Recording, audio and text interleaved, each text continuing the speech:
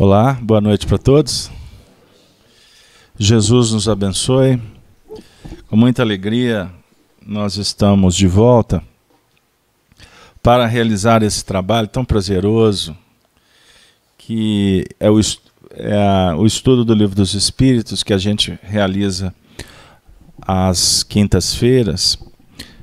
O livro que é a obra básica da doutrina espírita. Nós estamos completando 10 anos de estudo contínuo aqui na FEAC. E com muita alegria nós recordamos que fizemos esse trabalho por 13 anos ininterrupto na casa de Werner, que era outra casa espírita que a gente trabalhava. Então estamos inteirando 23 anos de estudo ininterrupto. O primeiro ciclo nós trabalhamos todas as questões. E aqui na FEAC, nós trabalhamos até a questão 300 e pouquinho, depois nós voltamos quando nós começamos a gravar, e já estamos hoje atingindo a questão de número 224B. Então temos material aí para muito tempo aí de estudo. E vocês encontram esses vídeos no site da FEAC, feac.org.br, e também na conta da Rede Amigo Espírita, que nós iniciamos o nosso trabalho abraçando a todos os nossos web amigos que são membros da Rede Amigo Espírita, e aos nossos amigos da FEAC, que também se encontram no nosso site e também acompanhando através da Rádio Brasil Espírita de Maceió. Bom, gente, nós estamos trabalhando com o Livro dos Espíritos no capítulo 6º, que trata da vida espiritual. Tópico Espíritos Errantes. Na última semana nós fomos até a questão 224A.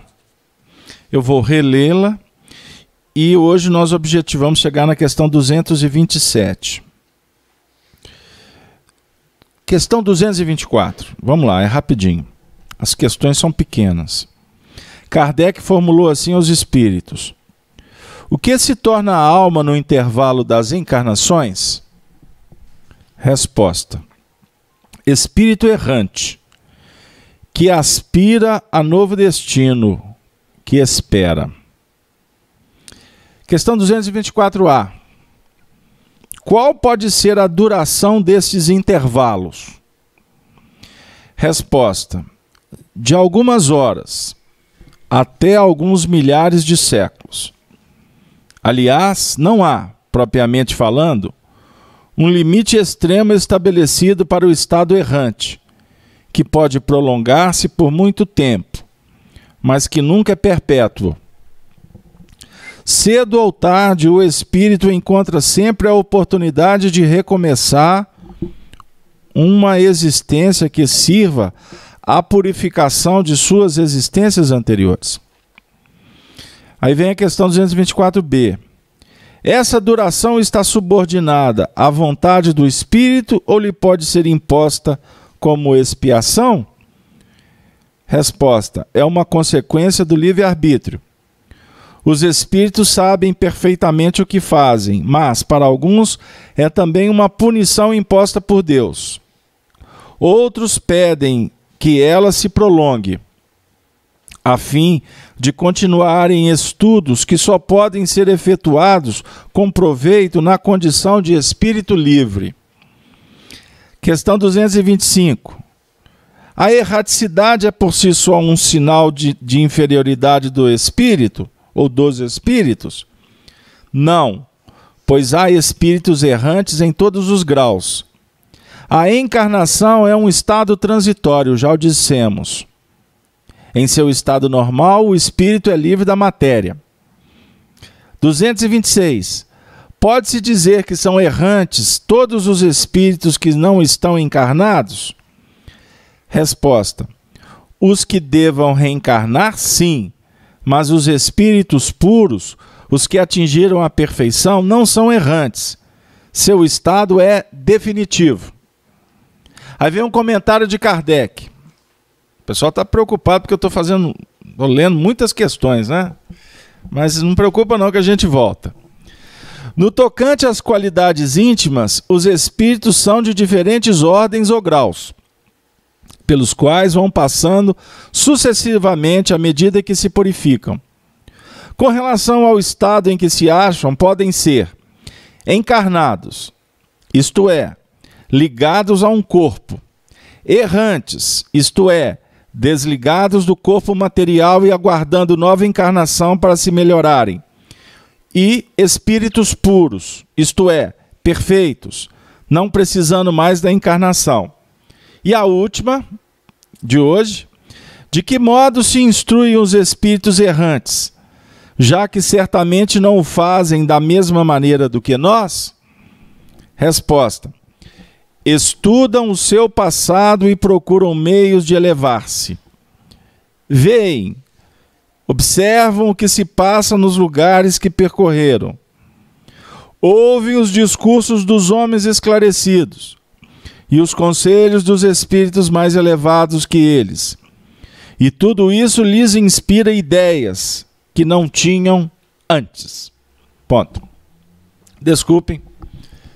Isso é só para aquecer. Então, na última semana, a questão foi a 224A. Qual pode ser a duração desses intervalos? Que objetiva o nosso tema de hoje. Quanto tempo o espírito aguarda para retornar à vida terrena?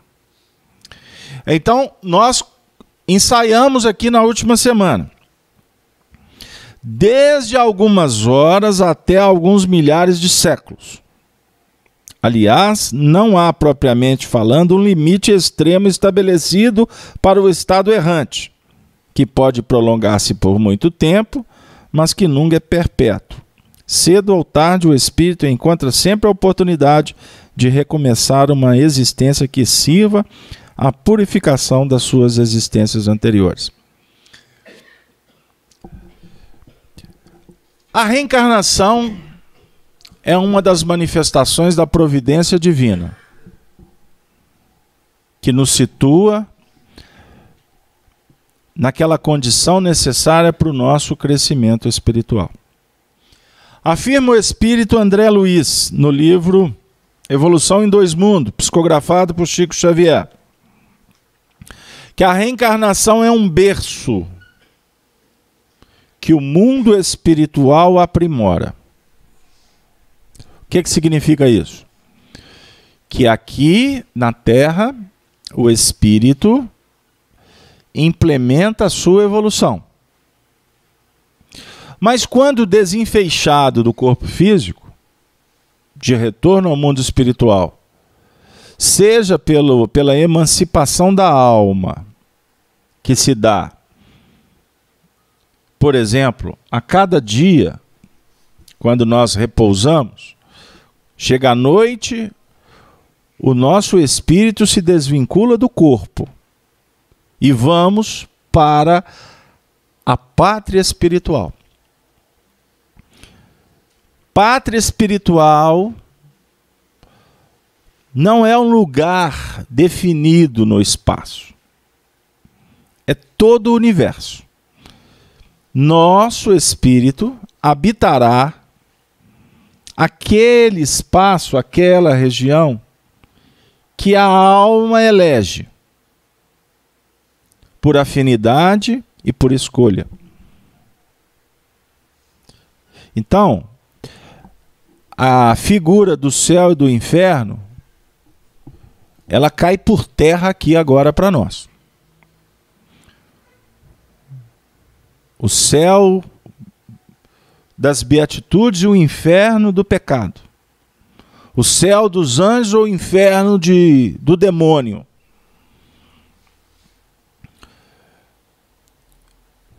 É eleição pessoal.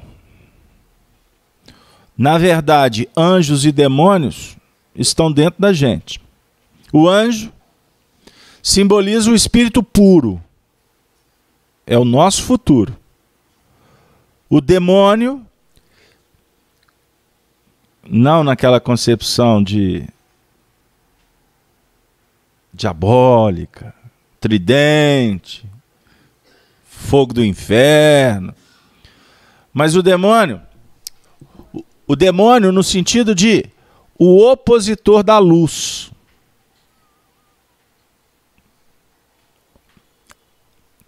Luz, treva. O que opõe à luz é o demônio. Pessoalizado? Não. São as forças demoníacas. Então, na verdade, essa questão macabra, ela é lendária. Ela é um mito criado, uma mitologia. Então, a contraposição à luz são a manifestação do nosso orgulho e do nosso egoísmo. O interesse pessoal. Aquele interesse que só visa o bem-estar próprio. Isso opõe à luz. Porque a luz é bem. É o bem, é o amor em expansão. Então, nos movimentando intimamente, projetando o anjo, nós vamos fazer luz e vamos encontrar luz no caminho. Manifestando o egoísmo, o orgulho, nós vamos impedir que o anjo faça luz. Então o anjo, o demônio, estão dentro da gente. Ficou claro aí?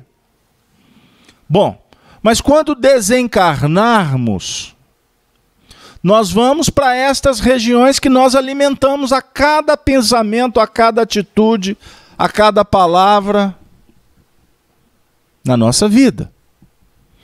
Então, se você vive, por exemplo, 12 ciclos de 7, quanto que dá 12 vezes 7? 7 vezes 2? 14, vai 1. 7 vezes 1, 7. 8. Se a gente viver 84 anos, são 12 ciclos de 7 anos. Cada ciclo tem a sua importância, tem a sua característica. Daqui a pouco a gente fala mais sobre isso. Mas se vivermos, portanto, 84 anos fazendo luz, quando desencarnarmos, essa luz semeada, espargida, será o que nós vamos encontrar quando fecharmos os olhos da carne. Se impedirmos que a luz se faça, quando chegarmos no mundo espiritual estaremos cegos, sem luz. Cego no sentido da treva que estará em torno do nosso pensamento. Então, espíritos desencarnam, costumam ficar lá sem luz mesmo. E é óbvio que é desconfortante. É natural que haja sofrimento. Então, o espírito vai sofrer pós-morte do corpo, se ele criou um sistema que impediu a luz durante toda a sua vida. Bom, da mesma forma, ele será abençoado com a chegada no mundo espiritual de acordo com a luz que ele fez. Porque a luz vai trazer equilíbrio, harmonia íntima, boas relações, porque há sintonia, afinidade.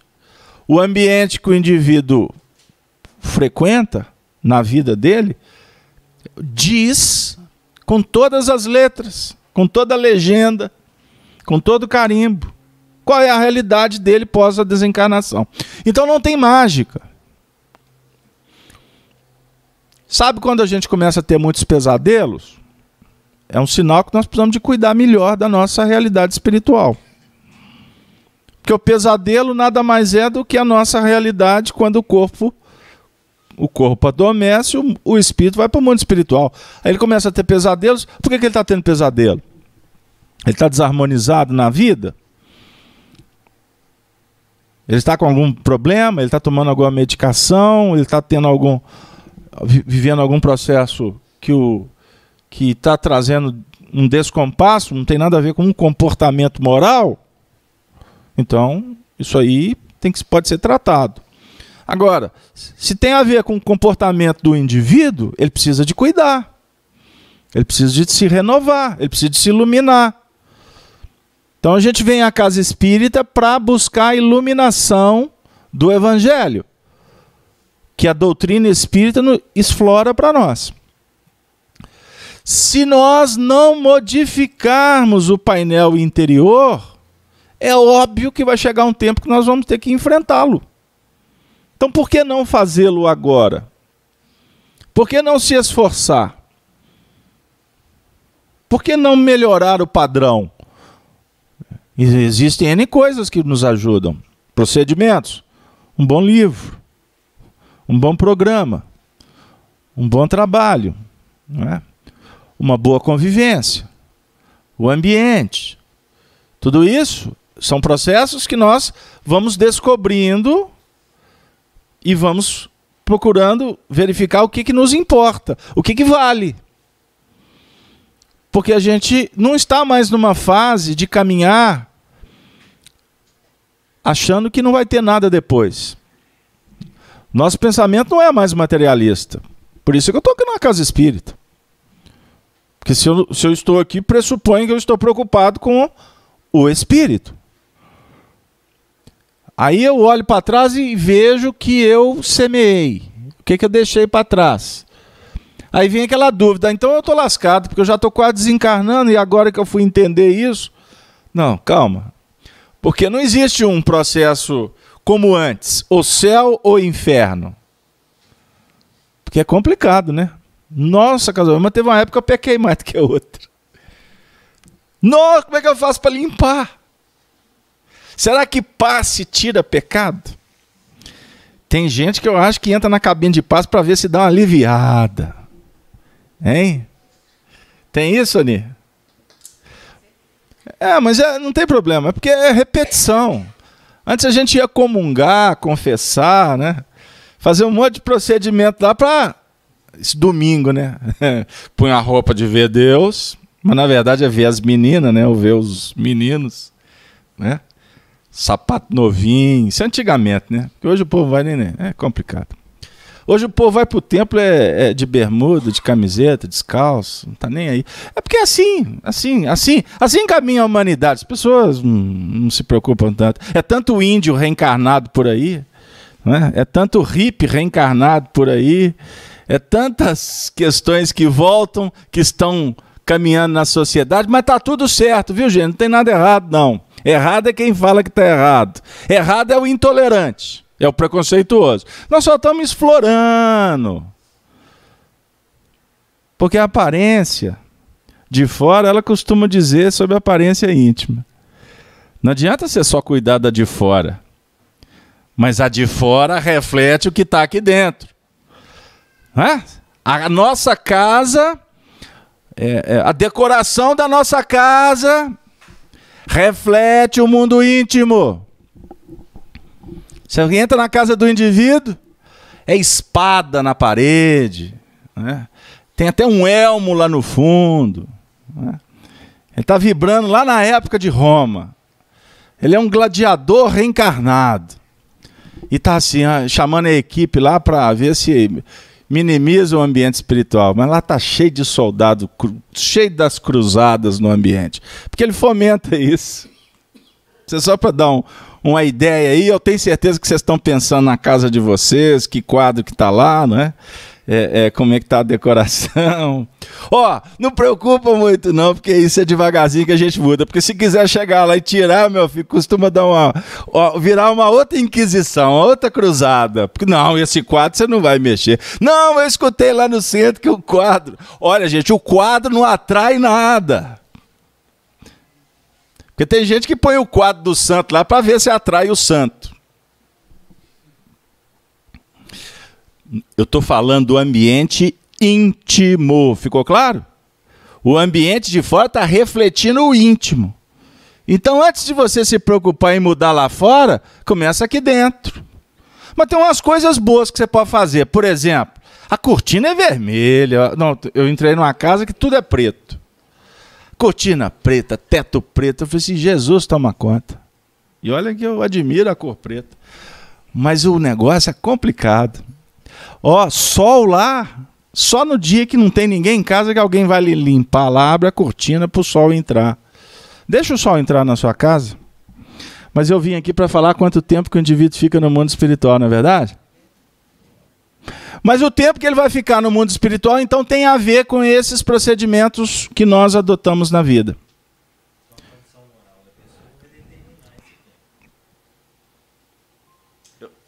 Não ouvi. A condição moral da pessoa vai determinar esse tempo de espera. Seria isso? Vamos pensar uma coisa. Allan Kardec, no livro Céu e Inferno, ele define para nós de uma forma majestosa que o sofrimento é inerente ao grau de imperfeição do espírito. Então toda ação, ela promove uma reação. Isso é da lei. Ação, reação.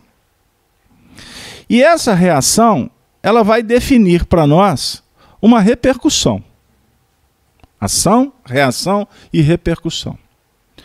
Na casa espírita, a gente costuma usar o termo ação, expiação e reparação.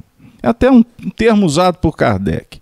Eu estou só atualizando, mas a ideia é a mesma. A definir o seguinte: tudo que a gente faz vai ter uma consequência. E essa consequência vai trazer uma repercussão. Então, por exemplo, quando você comete um ato, e esse ato, seja ele positivo ou negativo, ele vai trazer então uma reação. E se essa reação traz uma repercussão positiva, haverá um bem-estar. Agora, se não, automaticamente você estará sendo convidado para reparar. Reparação. Então, o mundo espiritual, ele, na verdade, trabalhando assim, bem na lata, como diz na gíria, bem objetivamente, a nossa estada no mundo espiritual vai depender, portanto, do nosso grau de inferioridade ou de evolução. Então, aqui o texto vem dizer para nós que essa duração depende da vontade do espírito. Mas só a vontade não é suficiente. Por quê? A gente pode ter vontade de mudar de vida, mas a gente vai ter dificuldade para mudar de vida. A vontade é um impacto determinante. A vontade é que é a gerência para que haja as alterações. Mas nós estamos num contexto de vida que, na verdade, é a resposta de toda a nossa semeadura no tempo e no espaço. Então você está reencarnado naquela família, aqui agora você não sabe o motivo. Mas hoje o Espiritismo já nos esclarece que você está reencarnado nessa família porque você precisa de evoluir e também necessita de reparar. Evoluir sempre, essa é a meta. A evolução é o crescimento do psiquismo, do espírito, ampliando cada vez mais a sua capacidade de pensar, de memorizar, de sentir. Não é? E você vai adquirindo esta condição a partir do momento que você aprende a lidar com os efeitos da vida. Efeitos do que você faz agora e outros que você não sabe por quê, mas eles existem. Um companheiro me contou um caso aqui, logo antes da reunião, que ele estava no supermercado e o supermercado estava sendo assaltado e ele viu a cena. E quando ele assustou, a cena estava do lado dele. E houve tiro, violência, quase morte, etc. Por que ele estava ali? Ele estava ali porque ele foi fazer uma compra. Tá. Mas por que ele foi fazer a compra naquele horário? Como diz o Batman, né? Naquela mesma bate-hora, no mesmo bate-canal, né? Com os mesmos bate-atores. Por que ele estava ali? Naquele momento. O materialista vai falar assim, por acaso. O místico vai falar assim, coisa de Deus. O outro vai dizer, coisa do diabo. Isso é o místico. O místico tende, o místico é aquele que não sabe, mas se projeta no âmbito da metafísica e nem sempre pautado numa lógica, porque se desconhece. Agora, fato é que o nosso pensamento, ele é uma força eletromagnética. Então o seu espírito pensa. Por isso que ele existe, né? Falou Descartes. Se ele existe, ele está se movimentando no universo. Não é? A evolução se dá por movimento. O fenômeno do movimento é que caracteriza a evolução. Seja o movimento mental, sentimental, ou o movimento com a matéria, com a velocidade que você empreende na matéria. Tá difícil? Não preocupa não, a gente vai chegar lá. Então, no momento em que o seu pensamento expande, ele está gerando ondas. E essas ondas são gravitativas. É fácil a gente entender isso. Nós temos um movimento chamado translação. O que caracteriza o movimento da translação? Vamos pensar no nosso Sol. Nós temos o Sol e temos a Terra. Não é isso? E mais os outros planetas do nosso sistema solar. A nossa Terra, ela está gravitando numa órbita em torno do Sol. Certinho? Porque isso é em tese. Comprovadamente, a força gravitativa. Não é? O Sol, pela sua massa, pelo seu volume, pela sua força, atrai, não é? E magneticamente, essa é a teoria da gravidade. Então nós temos os planetas que estão orbitando em torno do Sol. Mas já há discussão aí na quântica que pode ser que isso se modifique, essa teoria gravitacional. Mas eu não vou discutir isso aqui não, tá? Porque não vem ao caso. Vamos no que é conhecido. Mas a Terra, ela também, ela gira em torno de um eixo imaginário, num movimento chamado movimento de rotação, certo? Então ela gira em torno dela e ao mesmo tempo ela está girando em torno do Sol. É mais ou menos o que acontece com o nosso pensamento. O nosso pensamento, ele se projeta em torno de um núcleo que eu vou orbitar esse pensamento. Eu quero pensar na rosa. Então, o meu pensamento vai na direção da rosa. Aí eu começo a analisar a rosa. A partir do momento que eu estou analisando aquela rosa, que eu começo a experienciar uma emoção, porque eu estou vivendo com essa rosa, vivendo ou me sensibilizando por causa da rosa, eu estarei como? Isso é tudo simbólico, tá, gente? Gerando uma força no movimento de rotação do meu pensamento, criando toda uma epopeia dinâmica de vida. Porque quando eu ponho sentimento, esse pensamento se faz vida. Ele não é apenas uma projeção racional linear. Então observem bem, estou falando de uma forma muito grotesca, muito simples, para dizer que o nosso pensamento, ele tem velocidade, ele tem direção, mas ele também tem cor, tem cheiro, tem peso. Então, quando eu lanço o pensamento, ele é uma carga eletromagnética que vai, naturalmente, por essa ação, promover uma reação.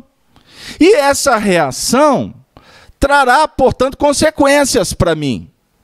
E essas consequências, observadas, captadas, decodificadas por mim, me obrigarão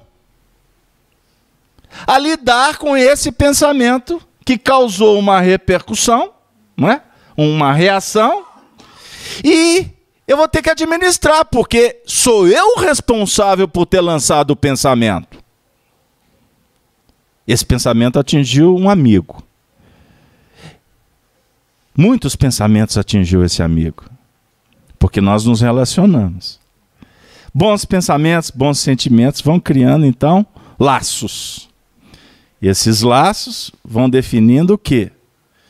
Uma proximidade e responsabilidade. Se tem laço, tem responsabilidade. Se você passa por um indivíduo aí na lida terrena, você não conhece ele, você... bom. Meu filho fala assim, não, pai, mas só cumprimenta todo mundo. Eu falo, porque eu sou da roça, interior, o povo tem mania de cumprimentar e falar muito. Aonde que vai, cumprimenta. Daqui a 2 minutos fica amigo do porteiro, do pessoal do ônibus, lá do supermercado. A gente faz amizade com todo mundo. Obviamente, no sentido de agradar, de criar um mecanismo assim, social, mas de interação. Uma interação superficial. Mas acabou, virou esquina. Você não sabe quem é. Não sabe nome, CPF, telefone, não sabe nada. Então, não existe um laço. Existe uma manifestação, uma ação que criou uma reação e trouxe uma repercussão. Uma repercussão muito sutil, que não me causa responsabilidade. Agora, quando tem um laço, um comprometimento, uma convivência, automaticamente caracteriza, portanto, responsabilidade. E estas responsabilidades somadas vão criando todo um conjunto arquitetônico. É uma construção de um verdadeiro edifício, chamado edifício dos meus compromissos espirituais.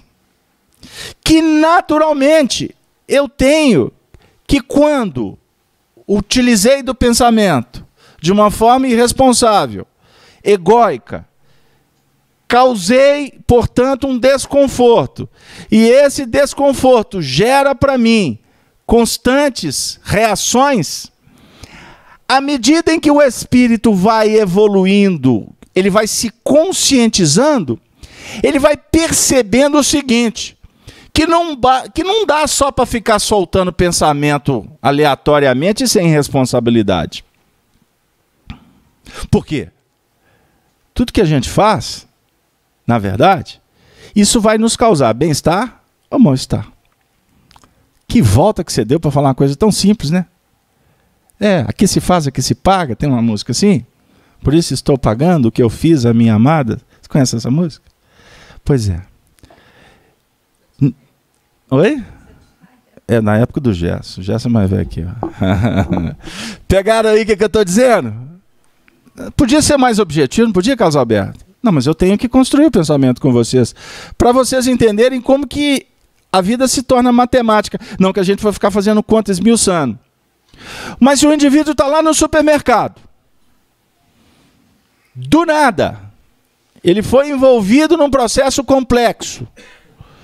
E desse processo complexo, ele quase participou, ou ele quase poderia ter se tornado até vítima de um crime. Por que ele estava ali? Aí depois o indivíduo me procurou e falou assim, pior de tudo que foi a 3ª vez. Aí a gente vai observando. Por que o indivíduo viveu 3 situações parecidas? Não sendo responsável. Em tese, sendo vítima. Vítima do quê? Do acaso? 3 vezes. Se jogar na Mega Sena, será que ganha? Hein? Jogar no bicho? Pois é, vou jogar no bicho. 3. Não, pior que 3 é burro, né? 3 é burro no bicho. Ué, mas eu tenho que estudar todas as matérias. 3 é burro. E a trilogia. A repetição aqui da trindade. Só que não é trindade edificante, não é trindade reajustadora. Tudo na vida, todos os nossos pensamentos, portanto, atitudes, palavras e ações, vão então definir a abertura de oportunidade. Então, já que eu falei nós temos a lei chamada lei de unidade. A unidade sublime é a unidade de Deus, o Criador. Mas todos nós aqui somos unidades. Por isso, individualidades. Certo? Então, quando Moisés escreveu assim, e disse Deus, haja luz, antes de Deus dizer, antes da manifestação dele, o universo era uma grande unidade. Mas a partir do momento que ele disse, haja luz, e a luz foi feita, essa unidade se tornou então uma chamada dualidade. Eu não queria caminhar por aqui não, mas eu acho que vai ter que ir. Então todo pensamento, ele parte de uma ideia elaborada. Mas a partir do momento que ele é arremetido, que ele é lançado do universo, ele naturalmente vai promover então a chamada dualidade, porque ele é uma força, ele é uma projeção que tem as suas características de forças contrárias, porque ele vai e volta. O que eu quero dizer? O pensamento é lançado como uma força centrífuga. Lembra que eu falei da rotação, da translação? Mas ao mesmo tempo, aonde que ele chega? Ele também promove uma reação chamada força centrífuga. Vai ter gente que vai sair daqui com fumaça na cabeça. Mas não preocupa não. Ou seja, ação é uma unidade, mas ela é devolvida por uma lei de dualidade. A dizer que tudo que eu semeio, na verdade eu tenho que colher. É natural. Você abre os olhos, você vai registrar uma cena. Quando você registra essa cena, naturalmente essa cena estará trazendo, portanto, uma repercussão na sua intimidade, e o seu cérebro será acionado para você decodificar a cena que você viu. Ok? Então define-se o quê? Quando você abre o olho, abriu-se um ciclo de experiência. E quando você registra a cena, que você decodifica a cena, esse ciclo já estará entrando num estágio chamado de maturação. Porque você estará sendo convidado a interpretar o que você está vendo. Tudo na vida tem princípio, meio e fim. Aí a gente começa a entrar numa terceira lei chamada lei da Trindade. Que na igreja aí vocês aprenderam, lá no Concílio de Nicéia, que tem Pai, Filho, e qual que é a terceira? Espírito Santo. Isso se deu no Concílio de Nicéia, 303 da era cristã. Pai, Filho e Espírito Santo. Trindade é uma adaptação de um preceito egípcio que fala dessa lei, que nada mais, nada menos, trata da forma de pensar, de ter resposta e ser convidado a reparar tudo que nós fizemos. Por isso é que o Pai é o gerador. O Pai gera a ideia, e disse Deus. Tudo no campo íntimo aqui, tá bom, gente? O Pai disse, haja luz. A luz foi feita.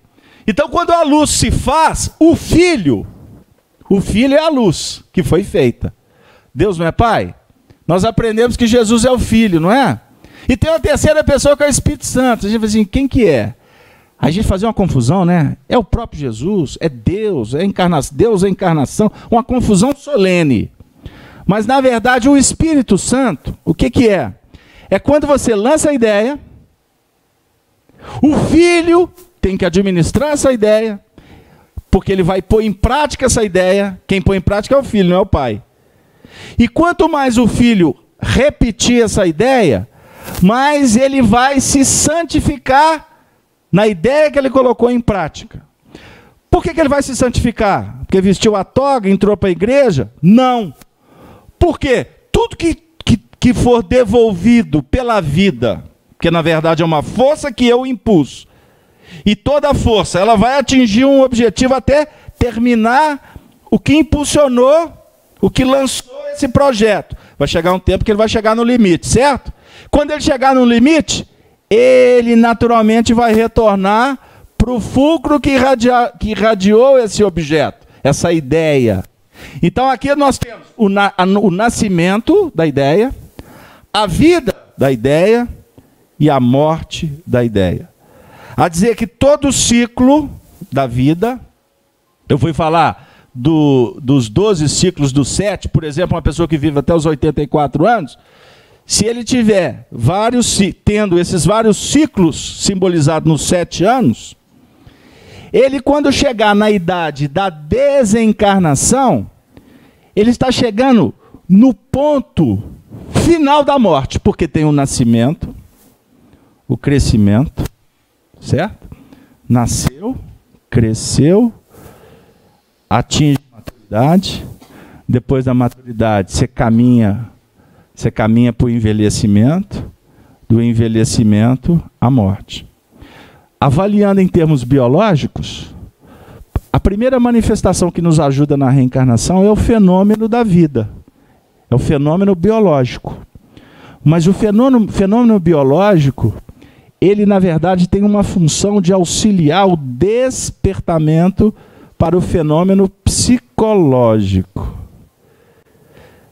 Vocês já ouviram falar que quanto mais velho, mais a gente vai ficar mais sábio? Gostou aqui? A gente. Eu já estou encaixando aqui. Tá? Por quê? Já vivemos as experiências biológicas, aí o corpo, quando começa a entrar no processo de descendência, você vai ter que lidar naturalmente, preocupa não, mas você chega lá. Você vai chegar naturalmente no fenômeno de administrar o fenômeno da vida que está se encerrando.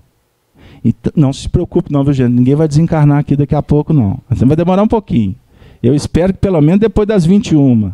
Porque se desencarnar durante a reunião, vai dar até no Jornal Nacional. Ok?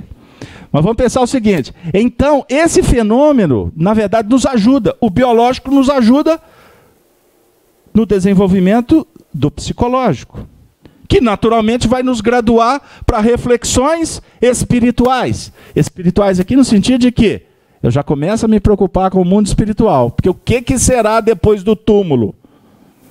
E muitas vezes a gente tem que passar por todos os ciclos para ficar velhinho, para começar a ver que o negócio está aproximando. Agora sim, mulher.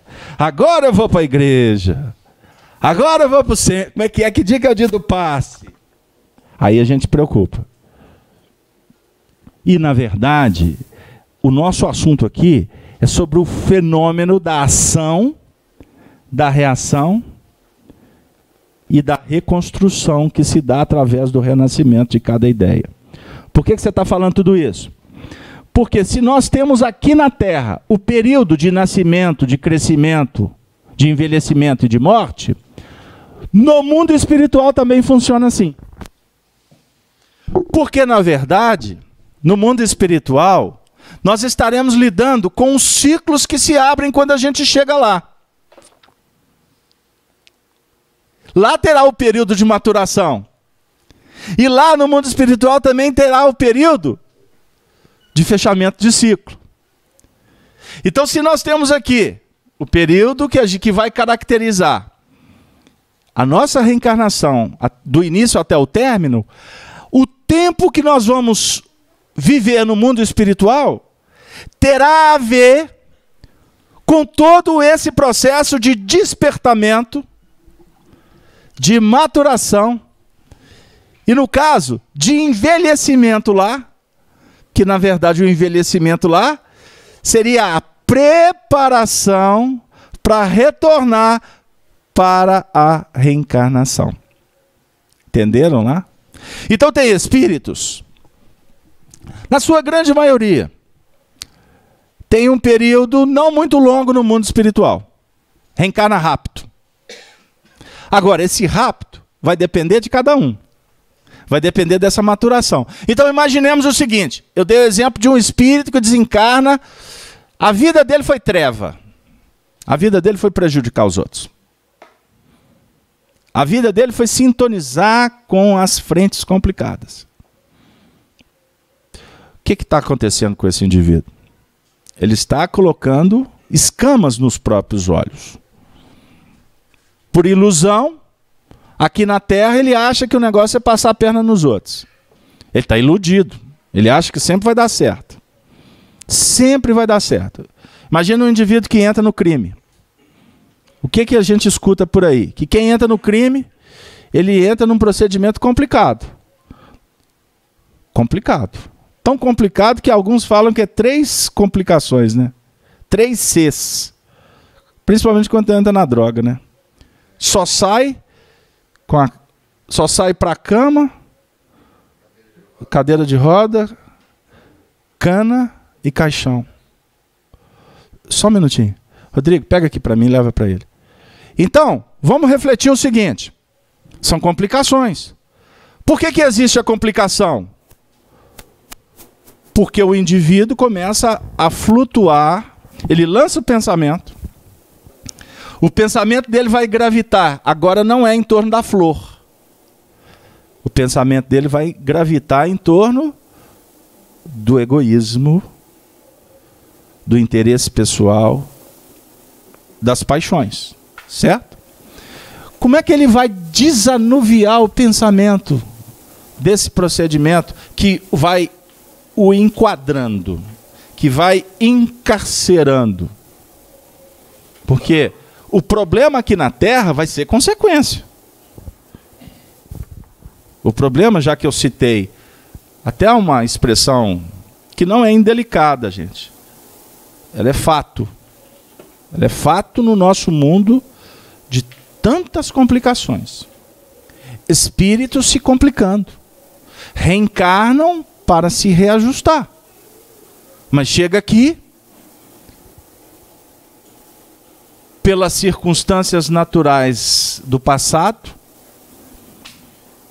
vão estar em meios, sob influências, com dificuldades, para dar um testemunho pessoal e sair daquele ciclo vicioso, que não iniciou aqui. Não iniciou aqui. Embora a gente diga assim, não, tudo começou por causa do irmão, não porque aconteceu isso, porque aconteceu aquilo. Ok, tem os fatos terrenos. Mas não são só os fatos terrenos. Por que tem o irmão? Por que ele está ali? Por que está naquela circunstância? É todo um conjunto de uma obra que foi arquitetada e construída, e hoje nós estamos sob o impacto destes pensamentos que foram lançados, que muitas vezes ainda foram lançados até em vidas pregressas, mas que estão na atualidade ao invés, que estão se manifestando ainda em processos vigorosos de ciclos que não se encerraram.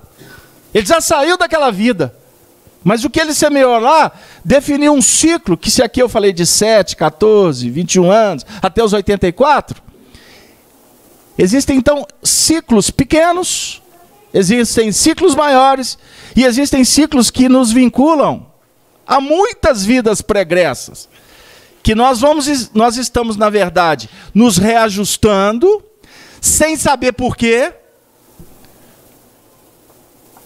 mas com uma intuição clara, que nós precisamos de melhorar.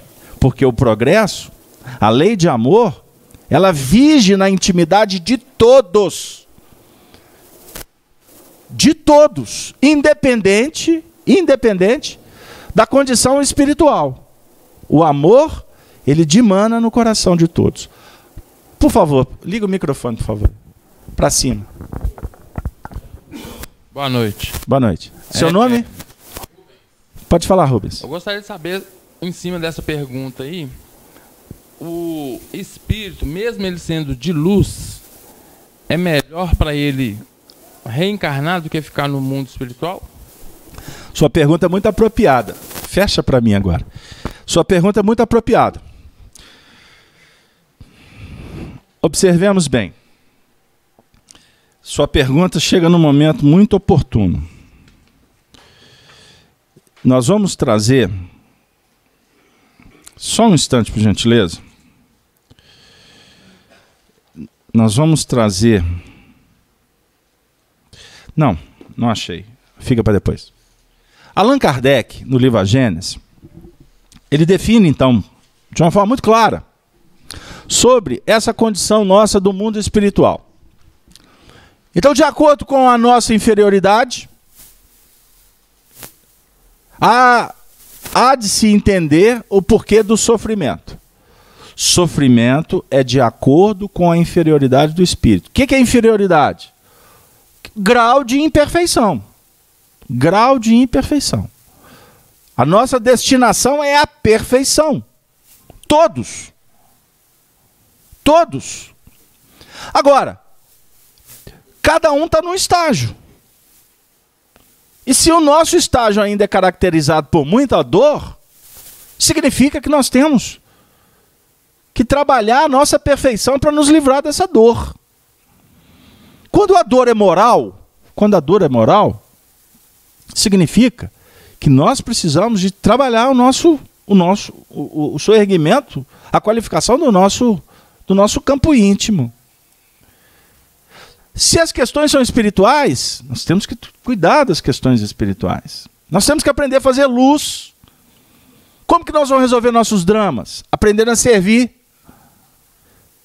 Se as coisas estão difíceis, porque eu sou egoísta, qual que é o antídoto? Trabalhar como altruísta.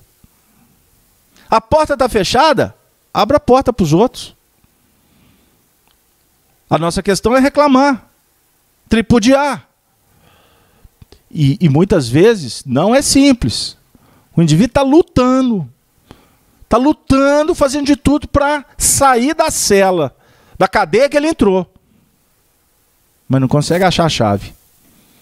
Aí o desespero é tanto que ele quer arrombar a porta. Arrombar a porta. E não é arrombando porta. Então a sua pergunta chega num momento da reunião importante. Por quê? Na questão 132 do Livro dos Espíritos, Kardec pergunta para os espíritos: qual é o objetivo da reencarnação? Os espíritos respondem: Deus impõe a reencarnação com o fim de vos fazer progredir. Para uns é expiação, para outros é missão. O que é expiação? Expiação, na verdade, é um processo complexo, doloroso, que somos convidados para passar por ele, para que a gente possa burilar o nosso íntimo, reparando, através do trabalho, o que nós infringimos. E o que nós infringimos? O assunto aqui é infringir normas, regras. Quais regras? Quais normas? No caso aqui, infringir normas divinas, leis divinas. Mas quais são as leis divinas? O amor. A lei divina é a lei do amor, certo? É a lei. A lei. Por isso é que Jesus disse que não veio destruir a lei. Os religiosos estão assim, até hoje tem espírita discutindo. Jesus falou que não veio destruir a lei mosaica. Isso tudo para falar que a gente tem que estudar o Antigo Testamento, para vocês verem como que nós somos infantis. Porque, na verdade, a lei mosaica ela é um tratado que explica qual é a desenvoltura do psiquismo. Toda doutrina, toda filosofia vai estar trabalhando aspectos que envolvem a sua intimidade. Somos infelizes por não praticar a lei de Deus. Qual que é a lei de Deus? Eu tenho que entrar para uma religião para praticar a lei de Deus? Para conhecer a lei de Deus, eu preciso de entrar fazer algum curso? Tem canudo? Tem que diplomar? Não. Porque a lei de Deus está esculpida na sua consciência. E você vai descobrindo essa lei à medida em que você se esforça, que você trabalha, que você opera. Ficou claro aí? Deu novamente? Prestou atenção, Sony? Então nós precisamos de compreender esse mecanismo para entender que o mundo espiritual, ele é de um valor extraordinário. A vida na Terra, ela é uma gota de tempo, no dizer do Gonzaguinha, né? Que se dá num minuto, num segundo. Aqui, a vida na Terra passa numa velocidade assustadora se você começar a observar com uma outra ótica, principalmente a ótica da sabedoria, que muitas vezes a idade ajuda a gente a ter. Porque o jovem, por exemplo, ele está começando a vida, ele não consegue dimensionar o que está lá no alto da montanha. Ele convive com um ancião, mas ele não tem a capacidade ainda de compreender o que está passando na cabeça do ancião. Agora, quando o indivíduo chega na velhice, ele vai geralmente dizer: puxa vida, passou tudo rápido. Quantas coisas que eu aproveitei, quantas coisas que eu perdi. Quantas bobagens que eu fiz. Assim? Aí, meu amigo, vem uma questão chamada problema de solução de continuidade. O materialista, ele vai, raciocina comigo, ele vai sofrer, mas vai sofrer. Por quê? Ele vai falar assim: eu estou morrendo, por exemplo. O que será de mim? Porque ele é materialista. Ele passou a vida inteira achando que a vida ela se circunscreve à dinâmica do corpo. Agora, você vive esse processo, independente da sua condição de conhecimento. Mas quando você chega para lidar com a realidade espiritual, isso é fato. E nós lidamos com isso não é só em livros. Nós lidamos isso comunicando com os espíritos. Nós dialogamos com os espíritos. Olha, quase a totalidade dos depoimentos dos espíritos em processo de despertamento no mundo espiritual, quase a totalidade. O pronunciamento é igual. O que eu fiz da minha vida? A maioria. O que eu fiz? Imagine você, vamos raciocinar. Você é pai de família. Você tem responsabilidade. Aí você, que quer gozar, viver regaladamente como filho pródigo, pede para o Senhor a parte na herdade para você viver. Aí você esquece o pai, esquece a fazenda, vai viver. Esquece os filhos, esquece a responsabilidade. Aí o que vai acontecer? Uma hora os recursos vão acabar, você vai ter que amargar os problemas naturais, consequências que a vida vai te trazer. Imagina quando você fosse despertar, que pode ser aqui ou pode ser lá, e olhar para trás e observar um rastro de treva que tu deixou. Tem depoimentos que são comovedores. Indivíduos que abandonou a família, foi viver experiências, e aí perdeu o contato, desencarnou precocemente, sei lá, chega no mundo espiritual, naturalmente envolvido pela teia trevosa que ele semeou. Chega no mundo espiritual, o que vai acontecer com ele? Naturalmente ele vai viver o pesadelo do despertamento. Ele não semeou treva? Como é que ele vai enxergar? Tem casos que o espírito fica cego. Ou então ele fica em regiões sem incidência de luz. Aí perpassa essa senda aí que a gente mitologicamente conhece. O inferno, essas regiões abismais, elas existem? Existem. Por que elas existem? Porque o indivíduo alimentou. Comunidades alimentam. Então todo pensamento negativo, todo pensamento complicado, eu não falei que o pensamento ele é energia? Ele está sustentando alguma coisa. Ele está sustentando até ambientes. É simples. Vocês entram em alguns templos católicos, protestantes, igrejas. Tem ambiente que você entra e fala assim, pô, só de você entrar ali, você fala assim, pô, que legal, que lugar, que ambiente gostoso. Não é isso? Tem templos, tem lugares na natureza que são esplendorosos. Está aberto. Você sente uma paz. Tem lugar aberto, com sol, você entra, você fala assim, meu Deus, que lugar é esse? Não tem? Então, isso não é misticismo, não. Isso é uma questão de sensibilidade. O médium que identifica. Não existe espaço vazio no universo. Sempre nos depararemos com forças espirituais, com presenças espirituais. Então, lembra que eu falei de abrir a cortina para o sol entrar? Os espíritos inferiores, que são espíritos ignorantes, doentes mentais, a luz desagrada.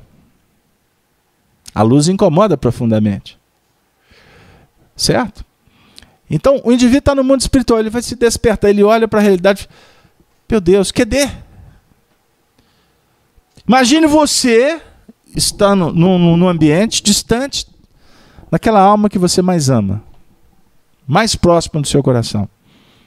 As nossas atitudes agregam ou desagregam, aproximam, afagam ou distanciam e agridem. É a nossa responsabilidade de pensamento.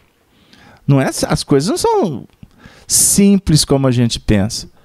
Então tem espíritos que ficam no mundo espiritual sem nenhuma informação dos seus entes queridos. Pode acontecer? Aí vocês imaginem, muitas vezes são recolhidos, são tratados como enfermos. Tem espíritos que são recolhidos de vales sombrios. Caravanas passam para recolher espíritos que estão no charco, no lodo. Porque o lodo, o charco, foi que promoveram a vida toda. Espancam, agridem, dilapidam. Esses espíritos que promovem tantas coisas complicadas, isso tudo está sendo catalogado por eles mesmos, não numa ficha que alguém vai julgá-los. Mas isso tudo está ficando registrado na tela psíquica deles mesmos. Então tem caso que o espírito costuma ficar um período inimaginável nessa condição. Mendigos espirituais. Pura verdade. Agora, quando que eles vão sair dessa condição? É quando caírem em si. E eu citei aqui a parábola do filho pródigo. Então, quando ele vai comer, o filho pródigo, ele percebe que ele era rico, filho do fazendeiro, né? Aí ele chega na condição de comer bolotas com os porcos. Os jornaleiros lá, os funcionários da fazenda do pai dele, comiam muito melhor do que ele estava comendo. Aí ele fazia que isso é chamada degradação moral, espiritual. O espírito pode chegar nessa condição? Pode. Pode. E existem casos que esses espíritos então ficam muito tempo para serem resgatados. Aí costuma ser, quando despertado, até aqueles que ficaram aqui, que fizeram parte do clã dele, já até desencarnaram, já reencarnaram, já estão em outra história, ele não tem mais contato. Tem espíritos que ficam décadas, amigo. Séculos. Tem casos que o espírito fica milênios. Coisa não é simples, não. Por isso que a gente pega leve na conversa, porque a conversa, o assunto aqui não pode destratar, desconsolar, criar suspense, pânico nas pessoas, como a mídia faz. Tem pessoas nos procurando aqui querendo esclarecimento sobre o Apocalipse. Sabe por quê, Nicolau? Porque diz que tem uma novela aí passando sobre o Apocalipse que está deixando o povo em pânico. Aí, afinal de contas, o que é Apocalipse? Aí quando eles vão conversar conosco, assistir uns vídeos da gente aqui, assim, não, mas é só isso? Eu pensei que era outra coisa. Mas eu sou capaz de... A gente não fala, não. Mas estudar o Apocalipse aqui é mais complicado que assistir novela. Sabe por quê? Porque a novela vai falar de um processo finalístico lá fora, que é balela. Viu? Isso dá dinheiro, inclusive para religioso. Tem gente pagando dízimo aí porque o pastor prometeu que Jesus vai salvar eles do inferno. E dependendo da fala do pastor, dá dinheiro mesmo. E tem uns que falam, ó, Jesus vai te tirar do inferno. Ele está preenchendo o cheque. Ó, aqui, ó, na hora que você estiver preenchendo, ó, Jesus vai te tirar do inferno, só isso? Tem N formas. O que é o Apocalipse? Apocalipse é um livro de revelação. O que é revelar? Tirar véu. Tirar véu do quê? Do que não é conhecido. O que nós precisamos de conhecer? Por que é o último livro da Bíblia? Porque toda a Bíblia ela é um tratado de evolução espiritual, com seus ciclos, com seus departamentos, com seus agentes, com seus educadores, com seus psicólogos, com seus aprendizes, com seus sofredores. É a Bíblia. Então, quando você vai estudar lá a história do povo hebreu saindo do jugo da escravidão do Egito, somos nós que precisamos de sair da escravidão do intelectualismo, do materialismo, dessa sociedade pagã, como eram os egípcios. A Babilônia, a Roma, são expressões. É o mundo de hoje. É a turma que está brincando de viver. É a mesma coisa que acontecia lá atrás. Só que aqueles espíritos que lá atrás nos complicamos tanto, hoje a gente está assim, eu não posso pôr o pé ali não, porque se eu pôr o pé lá, está arriscado eu ficar. Então me dá o livro dos espíritos aqui. Ah, eu vou para o hospital. Ah, eu vou fazer o bem. Somos santos? Não. Pelo contrário. A doutrina espírita está nos mostrando que nós viemos foi de lá. Então nós não saímos aí fora para condenar. Quem quer que seja. Porque quem julgar e condenar será réu do juízo.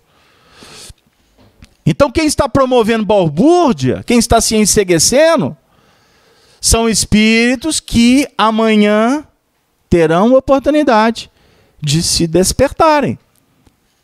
Mas em que base será esse despertamento? A base do sofrimento. Então tu vai pela dor ou tu vai pela lógica? Quebrei, hein? O povo está esperando que eu ia falar ou vai pelo amor. Já ficou convencionado, mas muito poético para a gente discutir aqui em doutrina espírita. Porque, na verdade, o amor, ele é a lei da vida.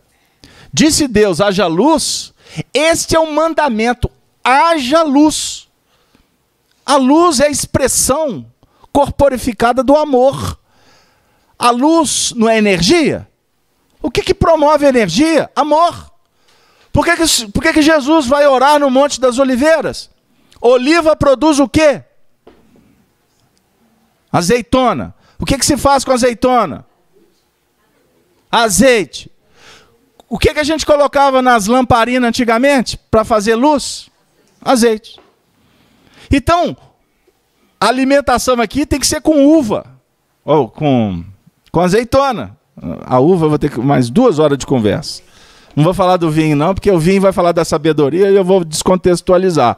Mas aí, amigo, o mundo espiritual é um estágio que o espírito vive para ele retornar. Mas lá que é o mundo definitivo. Nós somos criados como espíritos. Então a nossa morada, nós lemos o texto aqui, a nossa morada é o mundo espiritual. A nossa morada é o mundo espiritual. Nós estamos aqui estagiando por necessidade de evoluir e reparar. Dentro de um contexto extraordinário chamado misericórdia divina, que promove uma lei no universo chamada lei de cooperação. Não há evolução sem cooperação. Ou seja, aquele que caminhou mais ajuda o que caminhou menos. Os incautos, os delinquentes de hoje, serão os anjos de amanhã. Certo? Isto, para nós, é de uma beleza extraordinária.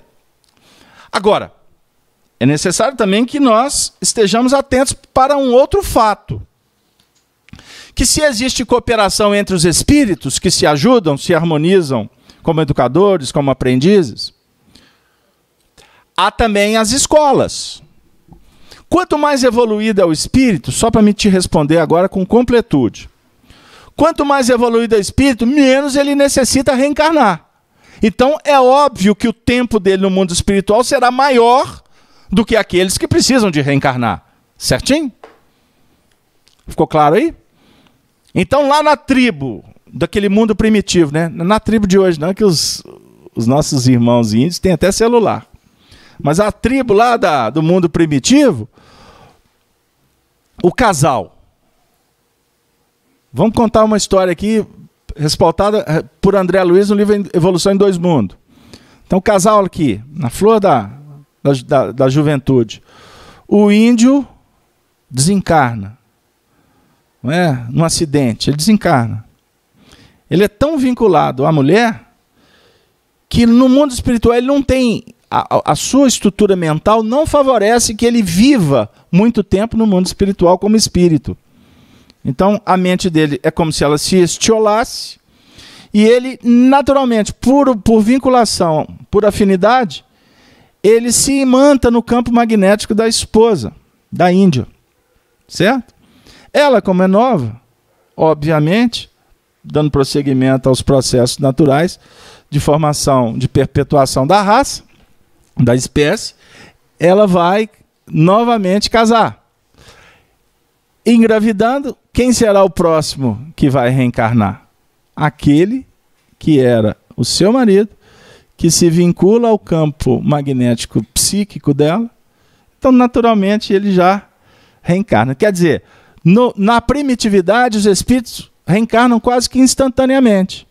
À medida em que o espírito vai evoluindo, ele vai aumentando o tempo dele no mundo espiritual. Até nós chegar na nossa fase, é muito comum, alguns espíritos defendem, que a gente costuma ficar em média no mundo espiritual em torno de 30 anos. Mas isso não é uma regra, porque o indivíduo pode desencarnar agora, ele pode reencarnar daqui a alguns meses, daqui a alguns anos. Não é? Então tem muito papai aí que despediu do seu pai e hoje ele já é avô e ele é avô do próprio pai que desencarnou há muito tempo atrás. Pode ser até o bisavô dele. Ou seja, estou dando só uma ideia aqui, tá bom? Não é para vocês saírem daqui querendo descobrir se o netinho é o pai de vocês, não, pelo amor de Deus. Porque especular isso não é produtivo, certinho? Mas também é fato que nós nos deparamos na realidade das famílias com muitas reencarnações que são muito claras de antepassados, por uma série de circunstâncias, de coincidências, depoimentos e descobertas que caracterizam realmente a presença desses seres entre nós. Isso a gente vive, inclusive, em família. Então, espíritos muito evoluídos, os avatares, os grandes expoentes, eles ficam muitos séculos sem reencarnar. Então, um exemplo, existe uma informação de que Francisco de Assis é a reencarnação de João Evangelista. Depoimento de médiuns sérios. Se você observar a linha mental entre os dois, a sintonia é perfeita. Porque tem que haver esse casamento de psiquismo. O que importa para nós é o seguinte, sem enveredar pelos detalhes, porque eles nos encastelam.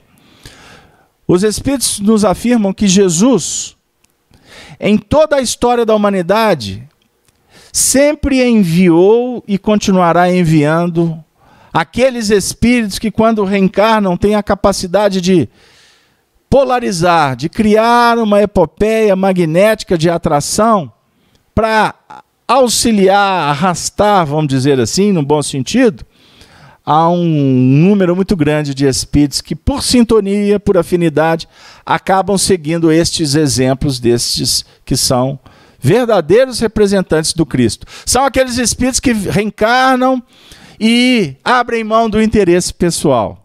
Vivem em prol da comunidade, das nações, ou vivem em função de famílias. São os apóstolos anônimos que estão auxiliando, sustentando e agregando tantos corações em suas famílias. São espíritos que descem das estrelas para nos mostrar, para nos reapresentar, vamos dizer assim, aquele que é o referencial da humanidade, Jesus. O tipo mais perfeito, o símbolo do nosso grande futuro. Por isso é que Jesus sempre afirmou, em muitas passagens do Evangelho, que ele era o Filho do Homem e que por política, por misticismo, por interesses, nós o transformamos no próprio Deus. E, aliás, isso foi motivo de séculos de guerras, de disputas, de concílios, de dogmas que se projetaram lá no século IV e que redundam até hoje, repercutem e alimentam a ignorância de tantas pessoas, que na verdade são simples de coração, que têm fé, mas têm fé naquela dimensão que caracteriza a evolução de cada um. Por isso Jesus não é Deus, nunca foi. Se ele fosse Deus, não haveria lógica na estrutura do universo. Porque ele reencarna como um espírito puro uma vez aqui na Terra. Uma vez. Deus é espírito criador, ele não reencarna mais. Os espíritos puros já nem possuem mais, vamos dizer assim, perispírito. O que é o perispírito? É o corpo espiritual que modela o corpo físico. Então, o corpo espiritual de um bruto é um corpo espiritual denso, é um corpo espiritual sem tantas possibilidades em se comparando com um espírito que já está numa dinâmica, que o seu corpo espiritual é luz. Certo? Então, Jesus, quando reencarna na Terra, ele cria todo um ambiente para favorecer, inclusive, para que ele voltasse a ter um perispírito, para biologicamente dar condição para que ele pudesse nascer no ventre de Maria. Mas ele o fez por amor, e não é um processo simples. Agora nós estamos num processo inverso. Enquanto ele adensa, ele corporifica o corpo espiritual para vir, o nosso trabalho é o contrário. Nós estamos querendo purificar o nosso corpo físico, fazer dele luz. Como que nós vamos fazer do nosso corpo espiritual luz? Vai a equação óbvia, trabalhada aqui em vários momentos da reunião. Amando. Amando, praticando bem, que você vai fazer luz no seu corpo espiritual. Naturalmente, a sua vida vai mudar. E isso é necessário muitas encarnações, para que o corpo físico, inclusive, também reflita esse corpo espiritual. Aí as necessidades nossas serão outras, de alimentação. As nossas necessidades comportamentais serão outras. Então, o que a gente vê no mundo reflete um pouco do que nós vamos nos deparar no mundo espiritual. Tal dia, tal noite. Tal vida, tal morte. A nossa realidade espiritual, portanto, está com uma relação muito direta com a nossa capacidade de fazer luz na Terra. Eu gostaria de dizer, nesse momento final de reunião, só para deixar bem claro, que espírito errante, na verdade, não é que o espírito está errando. Isso foi um termo, um neologismo criado por Kardec, para falar dos espíritos que estão na erraticidade, ou seja, o mundo espiritual. Mas espíritos sujeitos a reencarnarem. Então, espíritos superiores não estão mais na erraticidade, ou seja, eles não estão obrigados a reencarnar, porque precisam reencarnar para evoluir. Mas eles reencarnam como missionários. Entenderam aí?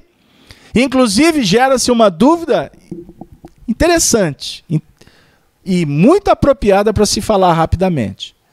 A dúvida é, mas vem cá, então por que Jesus, que já está numa condição tão elevada, reencarna e, além de tudo, passa por tudo que ele passou?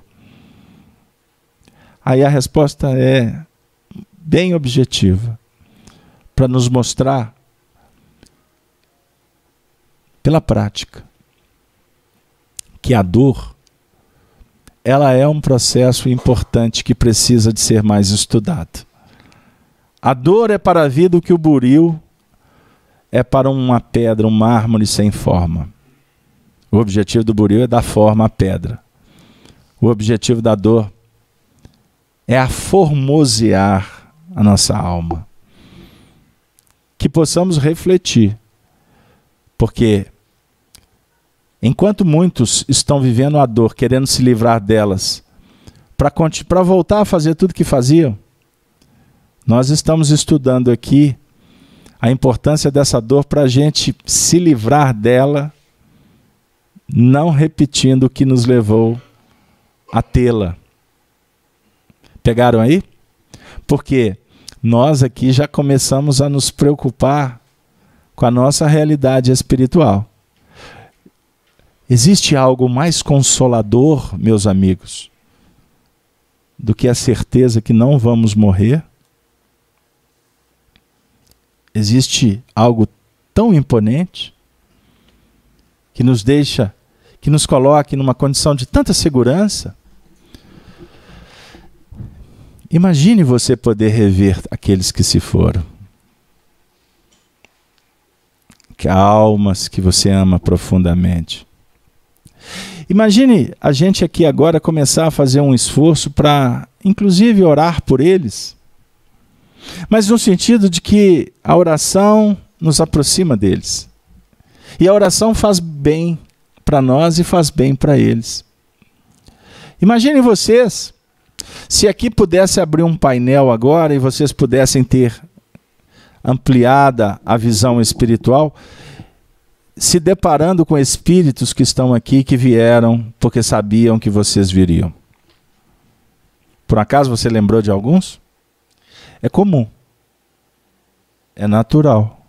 Você está na casa espírita, no meio de uma reunião, de repente, do nada, surge na memória um vulto de um ser querido. Ou de alguém que a gente não tem boas lembranças. Por que eu lembrei dele? Quem sabe, aonde ele está, ele não ficou sabendo que você viria a uma casa espírita e que, por exemplo, ele não teve oportunidade. Ou, quem sabe, alguns tiveram e nos convidaram e na época deles nós não demos ouvido. Imagine a festa. Imagine alguém lá no mundo espiritual dizendo assim: puxa vida, finalmente ele entrou numa casa espírita. Ele está lendo o livro dos espíritos. Gente, se nós formos olhar para o nosso passado, por certo nós vamos dizer assim: eu nunca imaginei de um dia entrar numa casa espírita. E hoje está aqui, estou aqui. Se para nós é uma surpresa, imagine para aqueles que tentaram nos ajudar durante tantas vezes e nós não demos ouvidos. Imagine eles agora tendo essa informação que nós estamos aqui e que isso vai inclusive facilitar para que a gente possa encontrar com eles, porque nós vamos desencarnar com mais consciência do que eles desencarnaram. Desencarnar conhecendo o Espiritismo, diz Emmanuel, não garante que você vai ser feliz. Mas o Emmanuel também diz, afirma, mas pode ajudar. Principalmente porque a gente conhecendo o Espiritismo, nunca mais seremos o que nós fomos ontem, com tanta indiferença, com tanta arrogância, com tanta presunção, com tanto egoísmo, com tanto malabarismo para fingir que não temos responsabilidade, com tanta sofisticação para não dar ouvido a conselhos. Nós andamos nessa corda bamba durante muito tempo. E graças a Deus, descemos aquelas escadas ali por vontade própria. Tem muita gente que desce essas escadas aqui na cadeira de roda. Tem muita gente na internet nos assistindo, nos hospitais. Nós atendemos pessoas que estão desenganadas, que assistem esses vídeos em prece, pedindo ajuda. Quantos nós já atendemos, Soni, que desencarnaram e que depois voltaram para nos dizer dos benefícios auferidos quando tratados foram entre nós? Nada nesse mundo substitui essa mensagem viva do Cristo que volta agora, numa outra condição. Porque foi Ele, Jesus, quem prometeu: eu não vos deixarei órfãos, voltarei para vós, para dizer muito mais, porque agora vocês não podem suportar. Isso está escrito no Evangelho de João. Milhões de religiosos estão esperando Jesus voltar num carro de glória, no meio de anjo. Existem milhões de pessoas esperando a morte para encontrar com Jesus.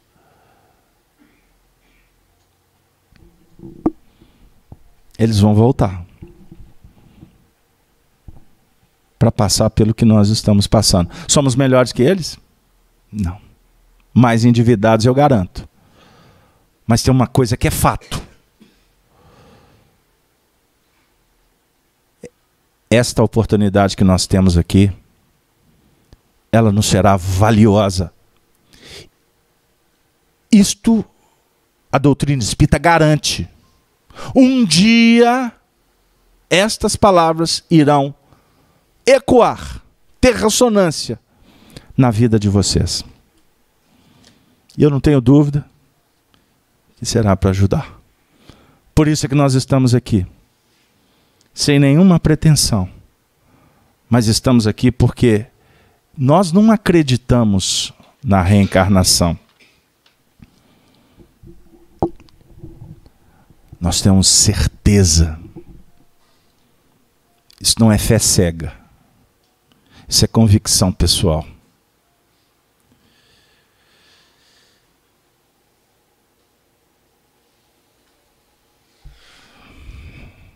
Vocês estão cansados. Que Deus nos abençoe. Que a espiritualidade possa abençoar e envolver a todos os lares que se fizeram representados. Que essa mensagem que está guardada agora nos anais da internet, que ela possa atingir a tantos corações que, como nós, se encontram sofrendo no mundo. Vamos sair daqui com esperança no coração, com fé e conscientes que nós podemos mudar. E quando você, eu, todos nós resolvermos a mudar e fazer luz, Jesus estará conosco, porque Ele é o nosso irmão, que aguarda a nossa vitória. Mas Ele não vai fazer o que te compete. Acreditar que Ele vai resolver, que Ele vai assumir as nossas responsabilidades, é como se vivêssemos no jardim da infância, confiando que Peter Pan vai vencer o Capitão Gancho na terra do nunca. Que Deus nos abençoe. Boa noite para todos. Ave Cristo.